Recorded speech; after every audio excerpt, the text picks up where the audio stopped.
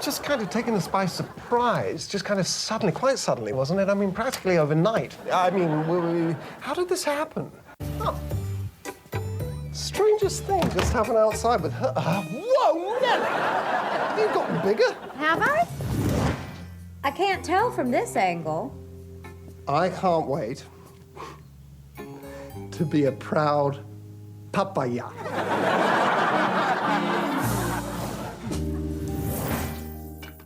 Welcome to the Enemy of the Good. I'm the captain, and Tootsy is here as well.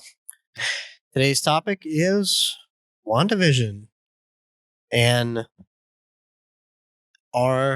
is the new format for superhero shows on the small screen. okay, so Wanda Vision. Let's break it down, right?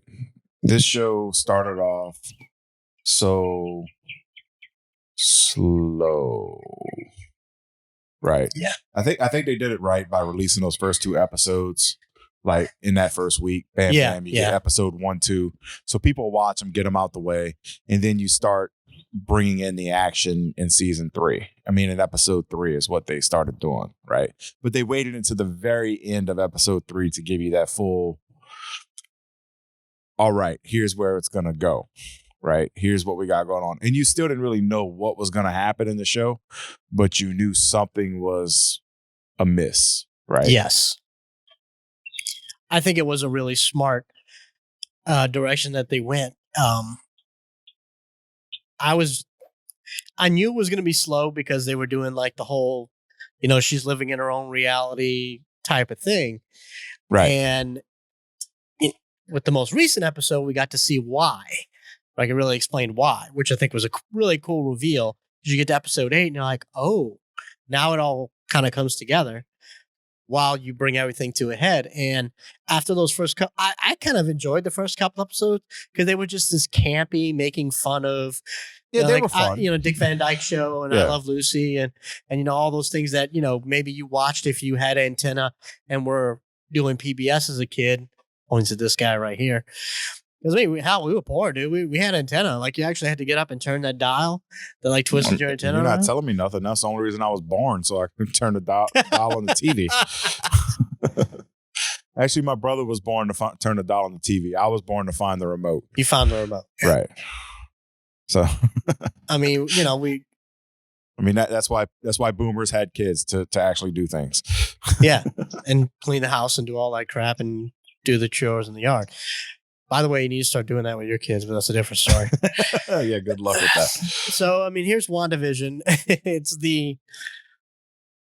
It's the first of their shows, and I think they kind of took a risk releasing this one first because of that slow start. Yeah, I don't think it was planned to be first, but I think it works. I thought Winter Soldier and Falcon was going to be first, but I think so. But I think the way that COVID hit. It pushed back everything, just screwed everything up. It pushed back production for Falcon and Winter Soldier and allowed WandaVision to go ahead. But we're getting Falcon and Winter Soldier next week. Yeah. So WandaVision ends on this Friday, and Falcon and Winter Soldier takes off the next Friday. So the timing's there. Bam, bam, they hitting us and they keeping it going. So I think the little break that we got from Marvel after Endgame. In the Spider-Man Far From Home, the year-long break we've had of superhero from them, I think was enough. Well, I like the way they're releasing it because it's not oversaturation. Right. We talked about that before about are all these superhero and sci-fi movies back to back, the enemy of the good, and were they oversaturating the market? And I think they've kind of figured out at Disney that balance. Mm-hmm. At Marvel Studios and at Lucasfilm. Right. And because let's be frank, it's Marvel Studios and Lucasfilm that are doing all this right, but it's amazing all going stuff under the Disney umbrella. Yeah, but it's all coming under Disney, which Disney has a history of making damn good entertainment. Let's be frank. I can name. When it gets to production companies, Disney has done the right thing, right? Yeah. They bought Pixar, they bought up Marvel, they bought up Star Wars. They bought up some of the biggest franchises in the world. I mean, they bought up Lucasfilm. I mean, that falls under the Star Wars deal. So they bought up Lucasfilm. So we're going to get more Indiana Jones stuff too coming up. They have some of that coming down the pipe. Why? Because Kingdom of the Crystal Skull was a mistake, and they have to go back and fix that. I forgot that even happened. Well, then there you go. So forget it happened, and we're going back from there. They're going to pass the torch on. I think Indiana Jones is going to be like the next James Bond. But my question is, or can Doctor you Who. really do it? Or is it going to be like the Terminator franchise that without Arnold, it doesn't work? I think if it's done right, you can process it on and you can move it to the next character. I mean, it works for Doctor Who, right? They change that guy like every 3-4 years. Who are they? Was there any rumors about who would play Indiana Jones in this? Chris Pratt. It was Chris Pratt? Yeah, that was the last one I heard. Yeah, I could definitely see Chris Pratt doing it. I would actually enjoy that. I think it would be pretty fun. Because he would bring that comedic sense to it. Yes. And that early Harrison Ford did. I mean, one of my favorite things, and it turns out it was just a fluke on set, but there's this whole fight scene with the swords in Raiders of the Lost Ark, where the guy's swinging a sword around and like a crazy person, and Indy just shoots him. That wasn't in the script. They were supposed to have a sword fight, but Harrison Ford had the flu when they shot the scene. So he was just like, you know what? I'm just going to shoot this guy instead of doing all this sword stuff. And they were like, let's shoot it and see. And they did it. And they were like, you know what? This is perfect for Indiana Jones. Yeah, it was great. Just the question is, are they going to try to keep like him fighting Nazis all the time? Because that's gotten real old. Well, because they tried to do it in Crystal Skull, and I think that was one of the worst. Like it was so stupid. Like, it was campy, classic. Leave them, leave them in the 1930s and the 1940s. I know, but they did classic 19. Hydra's a different story, right? Hydra's a totally different thing. But you can't. Oh God, they could cross it over. I don't think they'll cross it over, especially since Pratt already plays Star-Lord. But that makes it even easier. I mean. All right, so I'm sorry, he made me speechless with that. All right, so Wanda Vision. Right. I mean, we both like where this show's going. There's a lot of questions that'll be left to be answered or left wide open to go into Doctor Strange Multiverse of Madness, because this is supposed to lead directly into that. So think of Rogue One going into episode 4. Yeah. I think it's going to be a really, the amount of stuff they're going to have to pack into that last 40-minute episode. Well, that's why I think a lot is going to be open. I mean, we have a lot of speculation going on in our own circles. Like we believe this is where they're going to open the multiverse that brings in the X-Men and the mutants into the area. People were hoping that the engineer, the astrophysicist or whatever that she knew was Reed Richards, but I think they just let that out to make people believe that. That would have been a really. I think that would have been a waste of a way to introduce the Fantastic Four. Yeah, exactly. No, you need the Fantastic Four have to be done right. We don't need a new origin movie. God, you know what? I'm done. I'm done with origin stories. I am absolutely done with origin stories. Like Wanda's kids, we get it. They have powers. That's how you do an origin story. Yeah, we don't. If I see another Spider-Man or another Iron Man or another Superman or another Batman origin story, I'm done. I'm just done. I'm not going to go see it because I don't care. I mean, if you don't know Batman and Superman's origin by this point, you're never going to watch a superhero movie. I think the way that they did Ant-Man and the way that they brought in the Guardians of the Galaxy, which were origin movies, but not origin movies, right?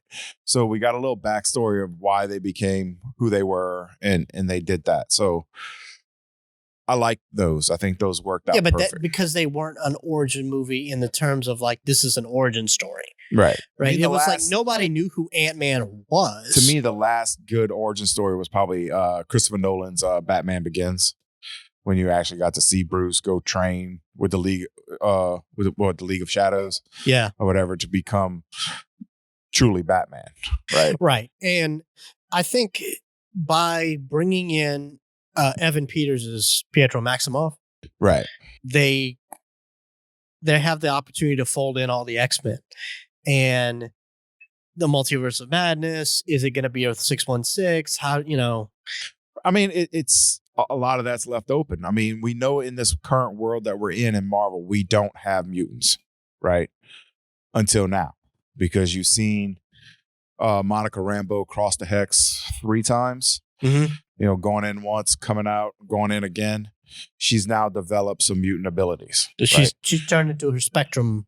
Right. They alluded to that. I can't think of her name, Darcy or whatever. Yeah. Is that her name? Yeah, Darcy. She alluded to that before she went back into the hex the last time. So, and then when you see her hit, her eyes turn to blue and whatever. So she starts seeing she starts seeing energy. Right. So she's developed that those mutant abilities. So that's one way for it to go. But if you're going to bring in the X-Men and whatnot, you have to bring in existing characters. You can't. Yeah. But I mean, think about who they could bring in, so that's all the people from Age of Apocalypse and all that. But they need to recast a lot of them. Yeah, they do. I just hope the Deadpool X-Men show up. I mean, that Colossus and a Deadpool movie is already in the works, and it's been said that it's going to stay rated R, and they're going to keep it that way. Good. So it needs to be. Deadpool is not a superhero for kids. So I mean, they said Deadpool's coming, and it's supposed to stay rated R. So we'll see how that works. But you could easily put some of those X-Men and those into the existing into MCU. Deadpool, yeah. I mean, into Deadpool and into whatever X-Men property you decide to bring back up. However the X-Men are going to look. I mean, I don't think we're going to see. I think we're done with the Cyclops, Wolverine, Nightcrawler, X-Men. I think we're done with them. I think we're going to see. They're going to keep Colossus because he's one of the most popular characters in the Deadpool movie. Yeah. I need a true Gambit is what I need. We need a Gambit. We do. We need a Rogue Gambit. And we need a Gambit. And with Captain Marvel, by absorbing Captain Marvel, Carol Danvers' powers, that's how Rogue got her permanent flight and super strength, was absorbing Carol Danvers' powers. So the rumor mill is she's going to be one of the villains in the new Captain Marvel movie, which would be cool. Right. But that would be a good way to bring in Rogue. So you start bringing it, and maybe, some of the Brotherhood of mutants, of evil mutants, but not in the shitty way that Fox did it. Well, I mean, wasn't that the Inhumans or whatever? No, that's a different thing. So, okay. Yeah. But and the Morlocks and that kind of stuff. You see, I was thinking the Morlocks with that. Yeah, the Morlocks. But what's the new movie we got? Our new show coming out? Marvel. Well, we got the Eternals coming out. The Eternals. There you go. That's the one. But I was thinking been pushed back to 2022, I think. I don't. They were filming it last I heard. So yeah, I don't know when it's going to be released. It got delayed. Damn near everything got delayed for COVID. So, you've got. And they're setting up, Young Avengers, because they're bringing in Iron Lass or Ironheart, I think is her character. Well, I mean that's speculation. Last I heard. Yeah, well, I mean, Shuri or Suri, whatever her name is from Black Panther. No, she's supposed to. I don't know if she's going to take it over. We don't know what's going to happen with the Black Panther franchise. That's still. Chadwick Boseman, rest in peace. That kind of threw a wrench into the whole plan for that. I mean, that's almost as far as the franchise goes, like you're losing a great actor, period, and great guy, period. But as far as the franchise goes, it's kind of like what happened with Heath Ledger. Yeah. You had such a momentous presence and such a momentous role that made such a difference in the universe. And then just bam, that actor's gone. Who knows what we would have gotten in The Dark Knight Rises if the Joker was still alive. Right. Or we probably would it still be going on? we would have gotten a fourth movie out of it for sure. Yeah. Because it would have been Bane came in. I think Bane was always supposed to be the end game. Yeah. But I think there was supposed to be another Joker movie in between the two. And then when Heath Ledger passed, I think that kind of just pushed it forward. And then, the Joaquin Phoenix Joker movie, I really wish they wouldn't waste phenomenal actors and phenomenal performances on one shots. Well, I mean, I just anything I Warner don't. Brothers are doing right now with DC is just a trash fire. I mean, it's just hard for me to get on board.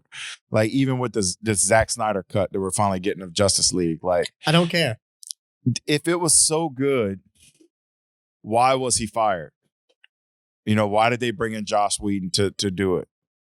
You know, and Well, it turns he- out he Joss had- Whedon's a piece of garbage anyway. Yeah. But Well, that's a whole. Oof. you know, but I mean, but they fire one guy to bring in another guy to fix it to put out a movie, and then that movie sucked. Okay, but a lot of that was shot by Zack Snyder.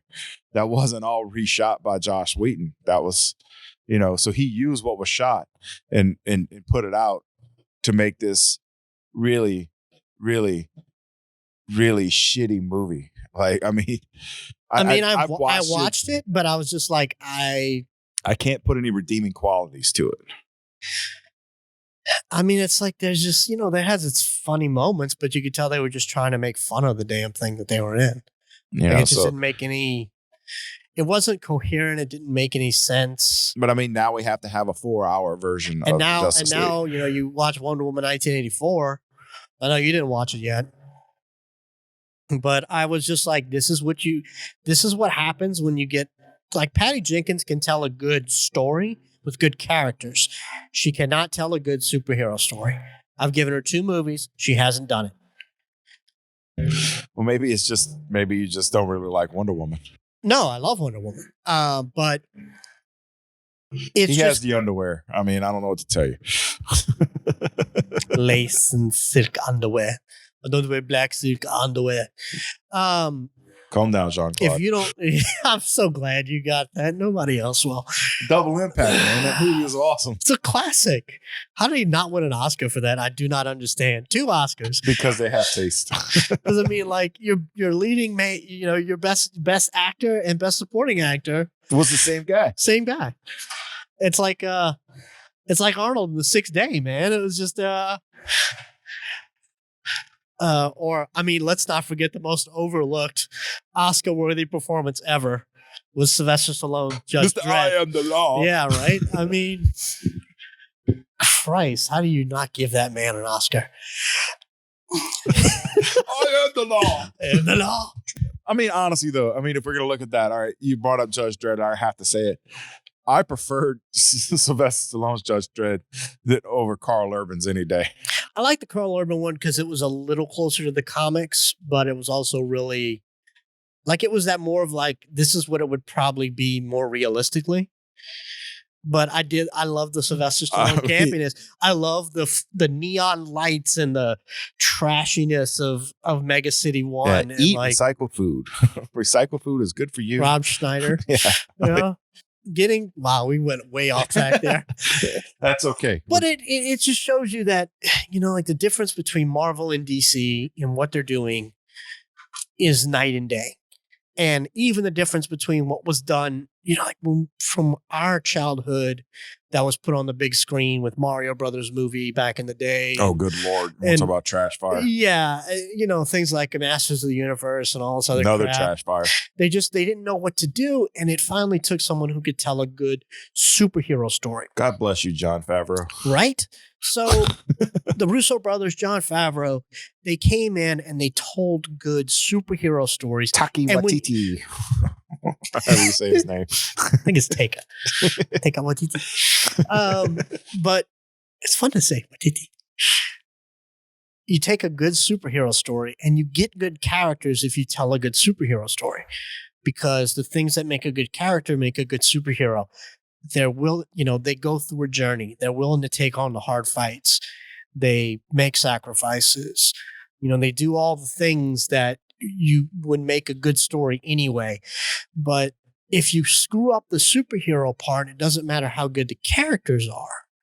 So like the same thing, that's what happened with Wonder Woman. Right. Both of them, honestly.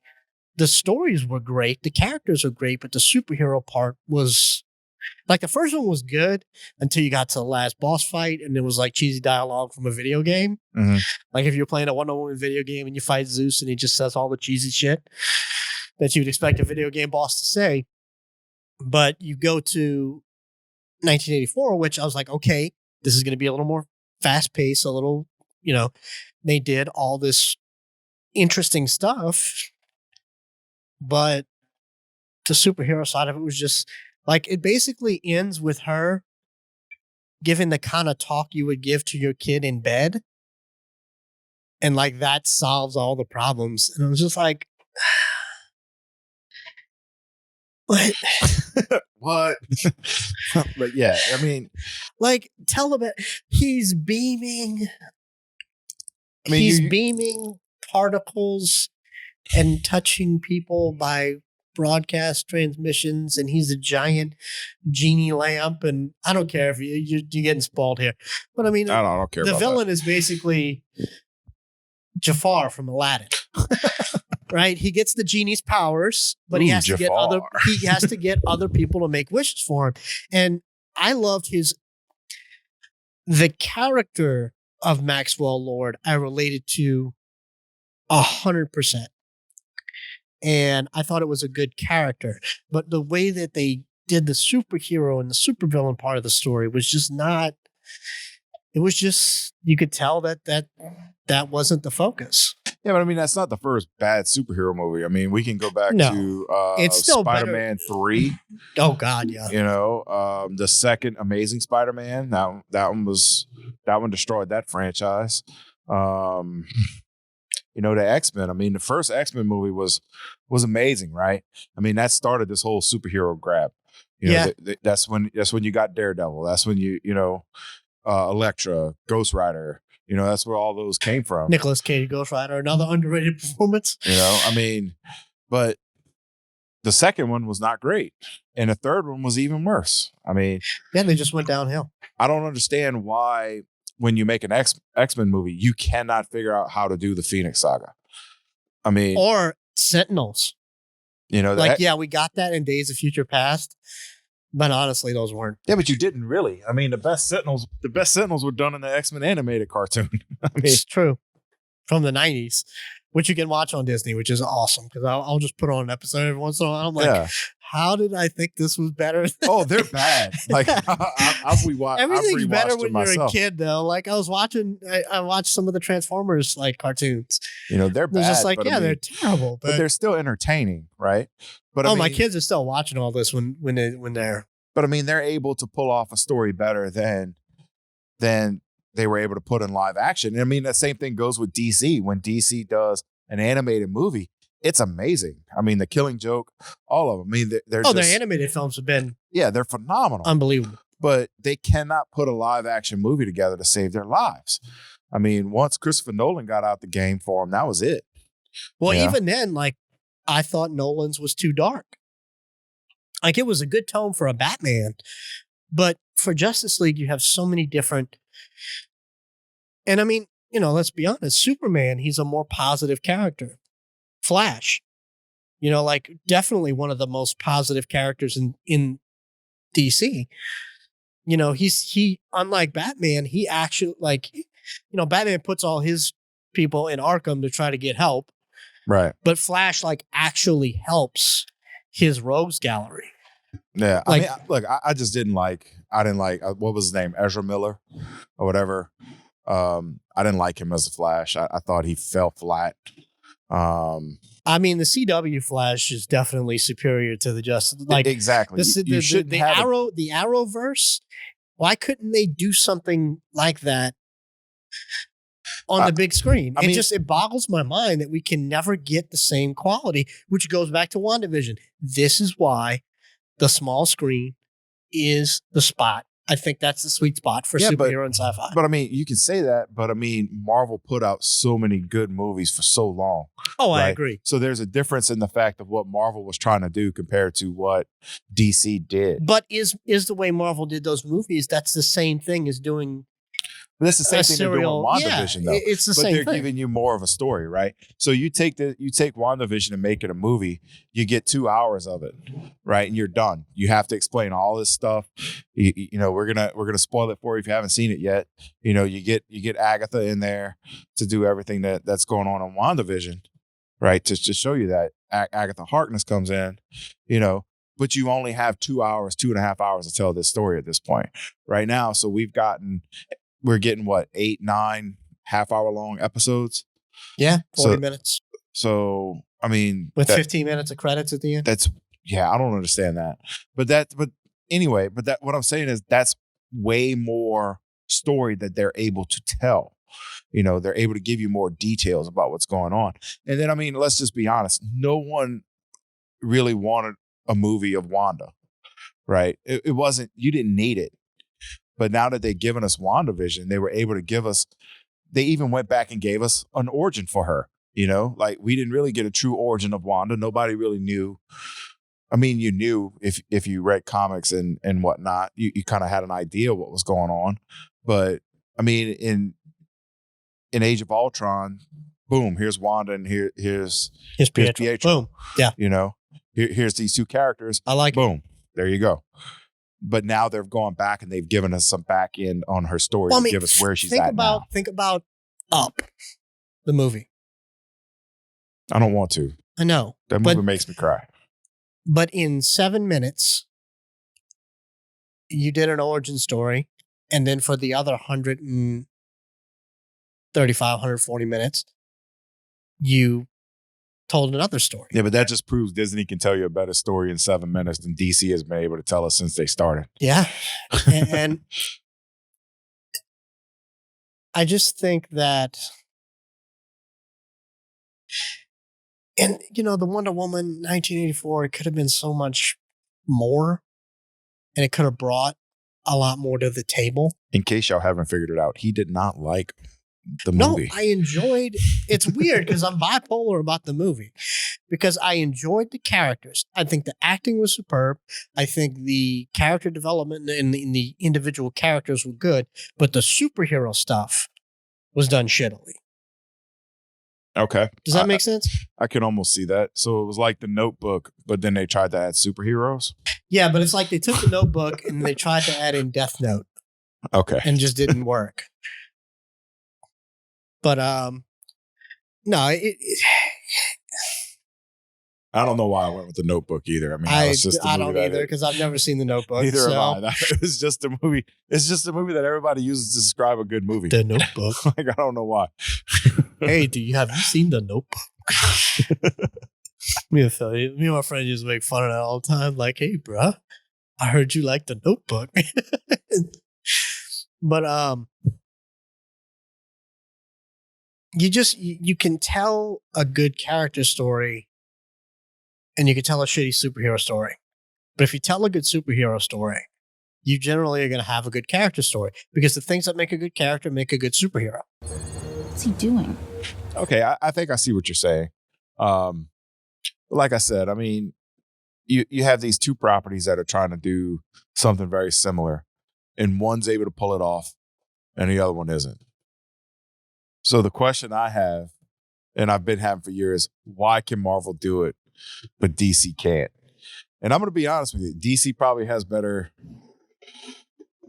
stories to draw from than Marvel. I mean, they're just as good. There's tons of good stories.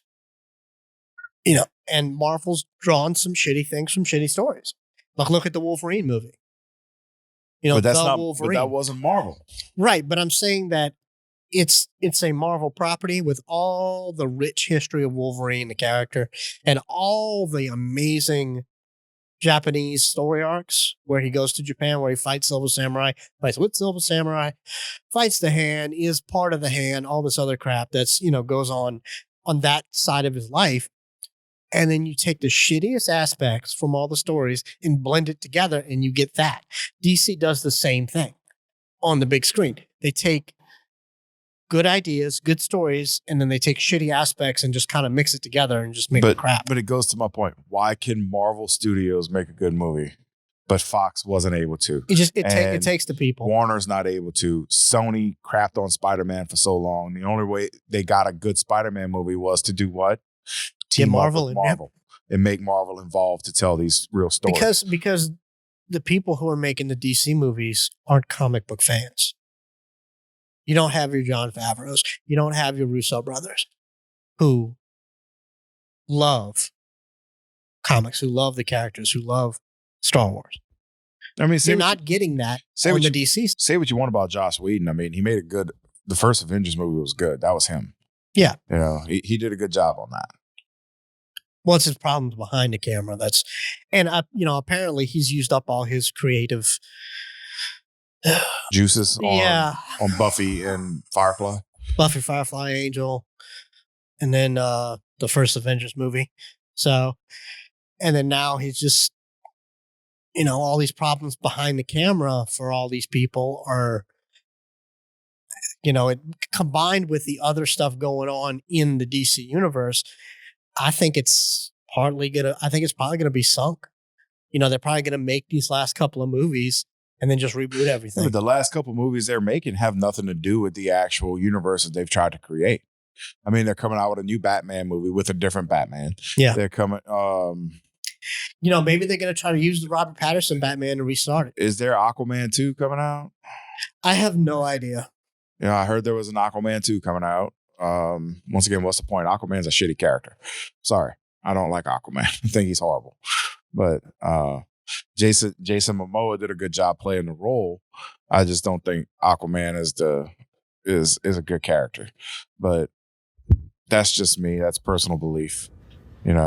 But no. They can't stop him, Wanda, but we can. Look at me. You have the power to destroy the storm. Don't. You must do it, Wanda, please.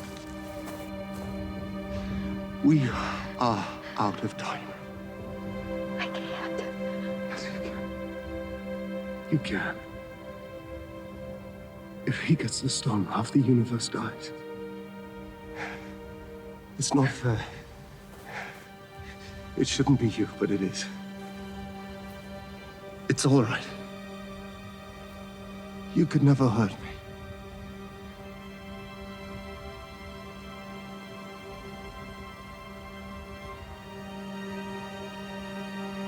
I just feel you.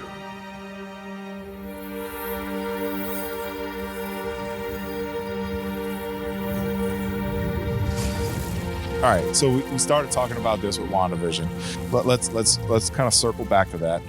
I'm gonna use that. Let's circle back.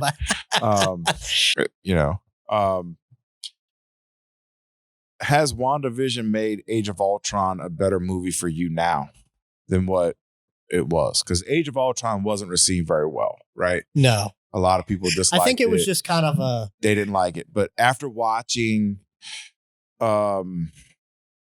Endgame and Infinity War and now WandaVision, it's brought a lot more light to what was actually going on in Age of Ultron. And it just shows you like how far reaching, like you understood going back and rewatching it. I need to rewatch it again because I haven't really watched it since Endgame. And now with WandaVision, like it starts, you kind of gonna, I think you're gonna see what Ultron saw. Like, cause he, an advanced AI that just ran trillions of scenarios in his head and was like, yeah, this is the... Well, did the same thing that Doctor Strange did sitting on the rock over there on Titan. Yeah. Yeah. And I'll have to watch it again to really give you an honest assessment of that. But I could definitely tell you that I have a bigger appreciation for it now. And I'm sure if I watch it again, I'll probably... Yeah, because I mean, for me, the way that watching Star Wars, watching the Clone Wars, the cartoons, watching the Clone Wars series makes episode 3 in Star Wars hurt so much more for me. Like watching that and when Order 66 is actually executed and you see these clones turn on Jedi, that cartoon has made that part so much sadder for me than it ever was before. Because it developed all these random people that you got to learn some of these clones. You got to know some of these clones like Commander Cody and Rex and all of them. You got to know these clones and to see that they turn on their Jedi that they were fighting with for years, side by side with, friends even.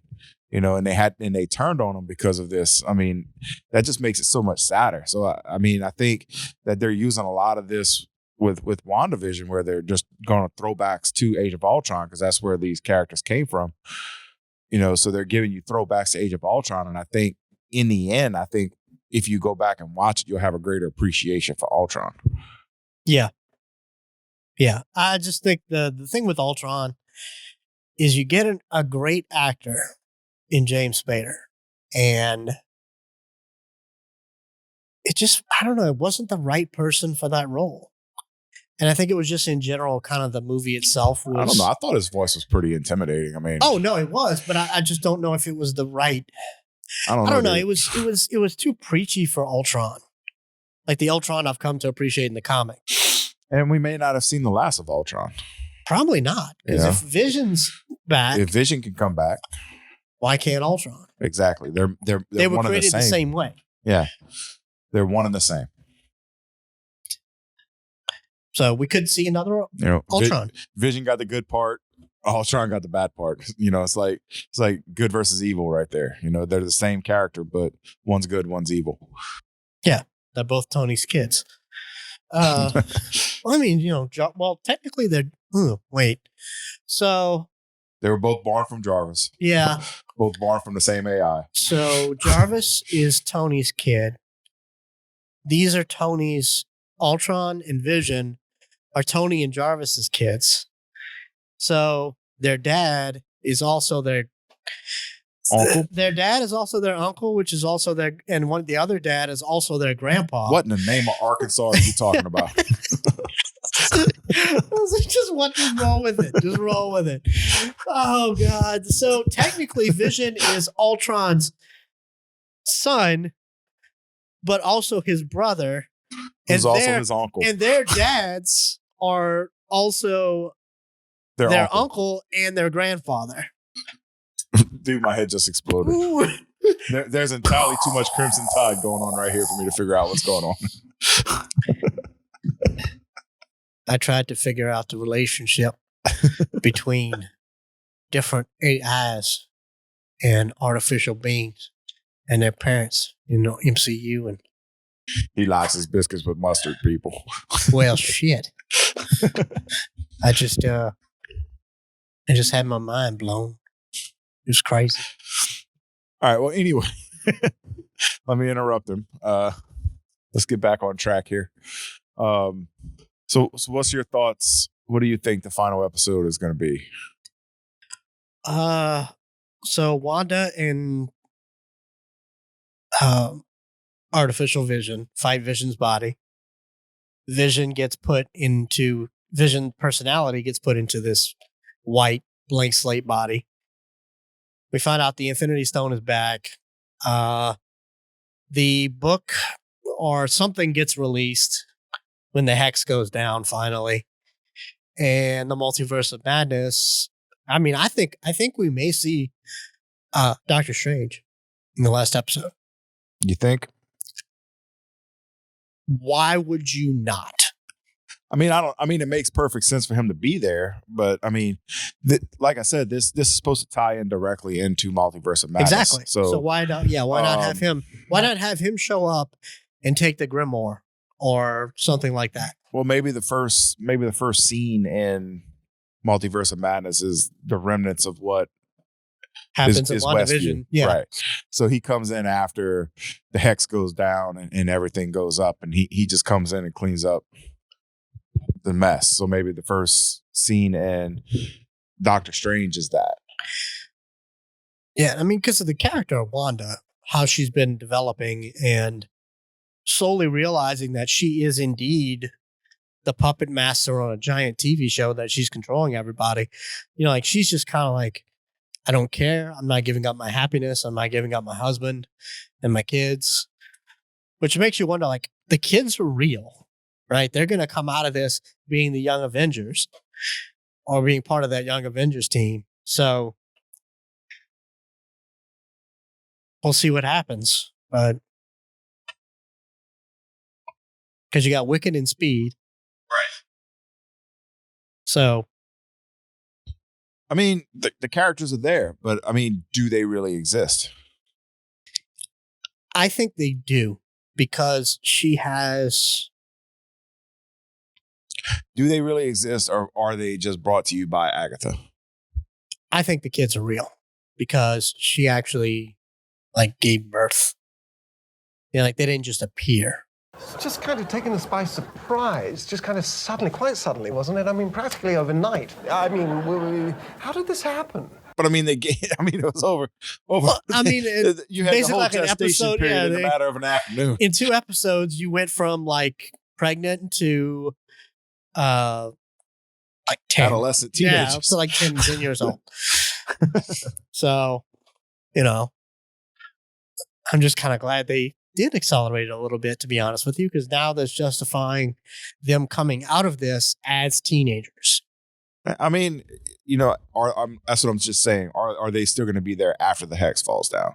Are yes. they figments of Wanda's imagination? Are they creations of whatever magic that Agatha is helping along with? It could be with Wanda. It could be that they are. It could also be that she's tapping into the multiverse and she's manifesting kids from another reality that she had. I mean, they kind of tapped into that a little bit when they were explaining Pietro coming back. Yeah. I mean, they didn't use the Marvel Pietro; they used the Fox Pietro. Quicksilver, if you will. Right. So it's kind of like Evan Peters' character. Yeah, Evan Peters, exactly. I couldn't think of who the original guy was, Austin something or whatever, but I couldn't think of his name. I knew Evan Peters, but I kind of think Agatha kind of hinted towards that about her bringing Pietro back the way they did. But it still falls in the lines of what is actually reality and what's not. Aaron right? Taylor Johnson. Aaron, okay. I don't know why Austin was there, but what's real and what's not, I think, is going to be what we find out in this last episode. Is the Vision that's walking around, is he actually Vision, or is he just a figment of Wanda's creation? Yeah. And is this new white Well, I mean, white after the one? last episode where you it was kind of cool because, it was Agatha's trying to figure out how Wanda did all this, but it's also us as the audience learning right how she did all this. So it not only is it an explanation for the sake of an explanation, but it's an explanation that makes sense within the story. Again, a good story, good superhero, same elements. Yeah, I mean, let's just go down the brass tacks. I mean, I think all of these stories, X-Men, not X-Men, but Marvel and Star Wars, they need to keep to the serials. We need to have these shows. Yeah. I think it's the best way to do it. You get more information out of it than you do out of a movie that leaves just so much open. Right. And you can't fit everything into even a 3-hour movie. But if I've got 8 hours of 4.5, 5 hours. Let's say 5. There's a big difference between 3 and 5 hours. You can tell a lot more of a story in 5 hours than you can in 3. Right. And you don't have to be as big and dramatic, and you can do things a little slower, and you can get the nuances, and you can get the little drops and the little side appearances and things like that. So, I mean, look, great show. Didn't start out that way. I was kind of iffy. It wasn't really one that made me want to watch it.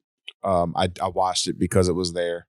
I stuck with it because I'm like, it has to get better at some point, right? I mean, we've all done that. We've all watched a movie going, man, at some point this movie has to get better. I think a lot of shows, sometimes there is a slow start. And that's when I pick up a new show, I'll give it at least 3 episodes. Yeah. Because after the 3rd episode, you can be like, okay.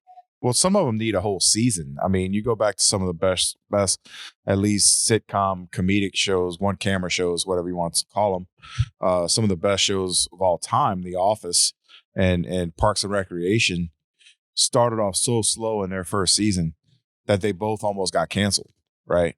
And they got renewed for that second season, and that's when they really started hitting their stride.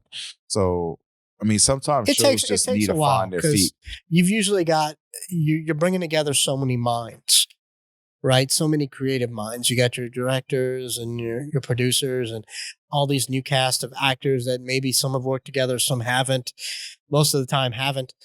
And you're trying to get all these writers and everything on the same page, and it really takes a creative guru coordinating it all to really make it hit and go.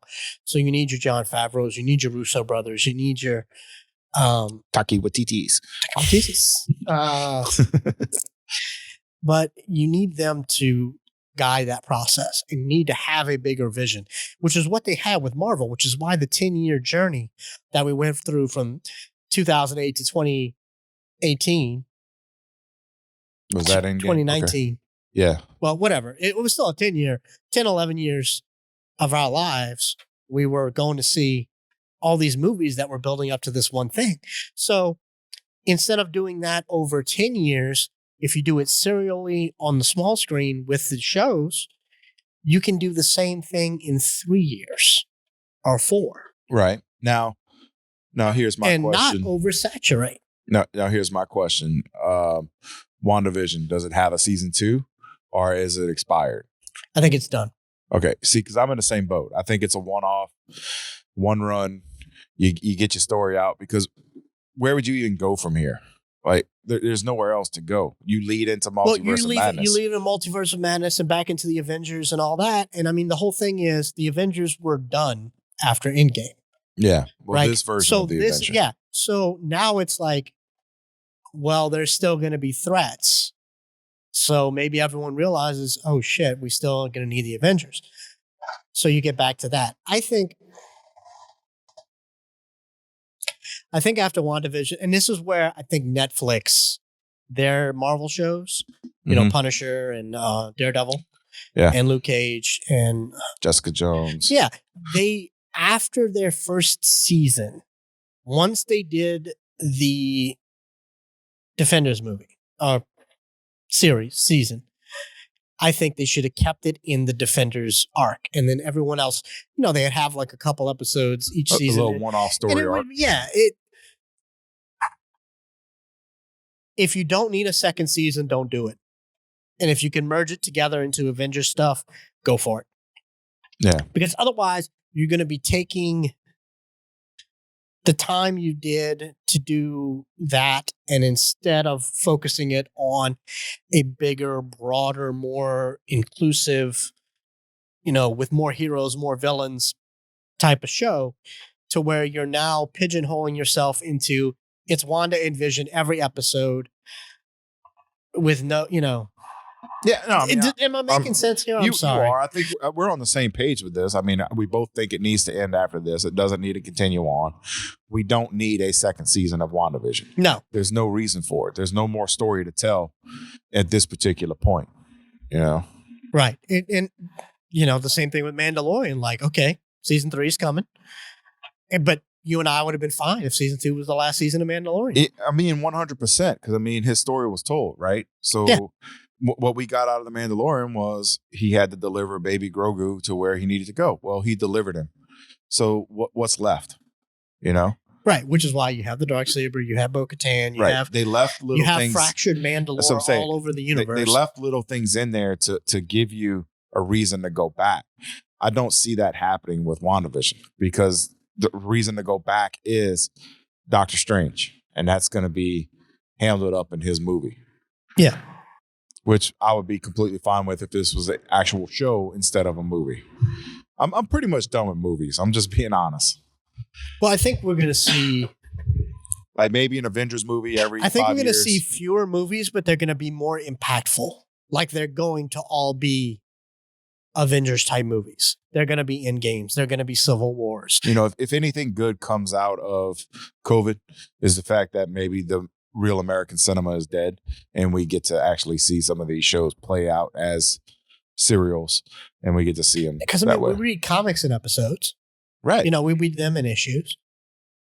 We watched the, you know, I mean, some of the best shows in time could have been movies. I mean, Game of Thrones, they could have made a movie out of it. They could have made a movie out of Breaking Bad.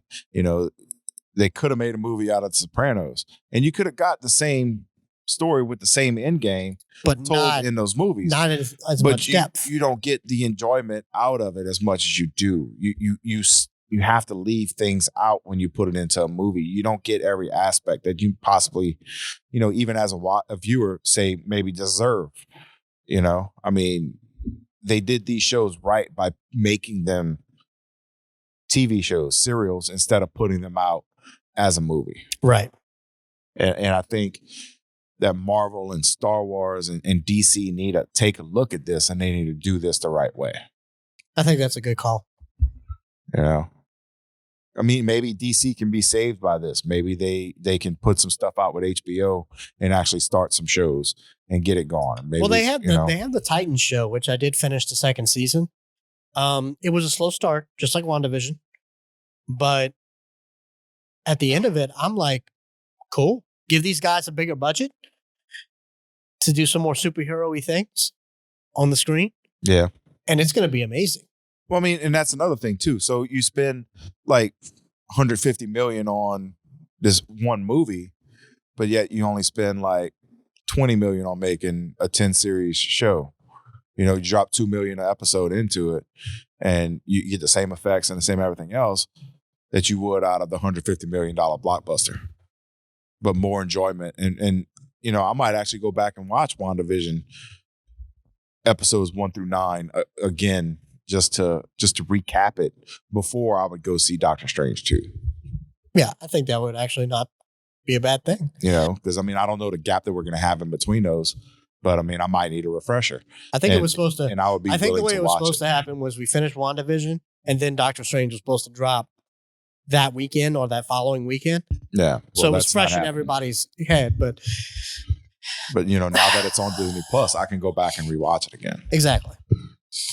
So, well, that's our recap of WandaVision and serials and superhero stories. And we're supposed to be 2 minutes, and we're at 50. Yeah, but that's the beauty. You can cut. I'm not cutting 50 minutes down to 2, but I'll get a little thing out of it. Well, look, guys, thank y'all for listening, as always. We had a lot more to say than we thought. I mean, you know, it is. I mean, it was a show needed to be done. So we're going to be back with you guys at least weekly. We're gonna try. We're not doing this professionally, so we're not as regular as we'd like, but we're gonna get there. Hey guys, thank y'all so much. We appreciate it. Like, share, subscribe, and we will see y'all next episode. Deuces. This is chaos magic, Wanda. And that makes you the Scarlet Witch.